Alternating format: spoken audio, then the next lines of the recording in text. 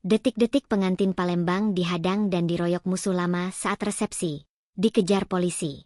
Kronologis pengeroyokan yang dialami Ahmad, 30, calon pengantin di Palembang saat hendak melangsungkan akad dan resepsi pernikahan di Jalan Panca Usaha, Minggu, 11 Mei 2025. Ahmad masih terbaring di ruang IGD Rumah Sakit Umum Daerah Bari dan mengalami luka bacok di kedua tangan dan kakinya. Dijumpai di rumah sakit, ia menceritakan kalau yang mengeroyok diduga berjumlah 5 orang merupakan musuh lama. Ada 5 dia itu Kak, 3 pakai sangkur, parang, dan 1 pakai pistol. Yang pakai pistol nahan mobil, yang kejar-kejar saya 3 orang, kata Ahmad. Salah satu pelaku ia kenal bernama Jono alias Ian yang memegang pistol.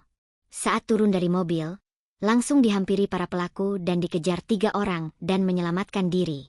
Ia masuk salah satu rumah warga dengan kondisi berdarah-darah. Pas saya dikejar-kejar dan kena bacok, masuk ke rumah warga untuk selamatkan diri. Awalnya sempat dikira saya dikejar polisi karena ada suara tembak-tembakan. Setelah saya masuk pelaku berhenti mengejar lalu saya dibawa ke rumah sakit. Jelas dia. Ahmad mengatakan, pelaku dendam dengannya karena merasa dicepui. Pelaku menuduhnya informan polisi dan pernah ribut. Kami di atas jembatan Kertapati diteriakinya maling. Terus aku lari dia lari.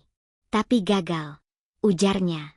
Menurut korban karena itulah, pelaku dendam akhirnya melakukan pengeroyokan dan pembacokan terhadapnya. Mungkin dia nunggu saya lengah karena ini mau nikah dan tidak bawa apa-apa. Makanya dia balas dendam ke saya. Tandasnya. Kapolsek SUI AKP Heri menyatakan, identitas pelaku sudah diketahui dan kini dalam pengejaran.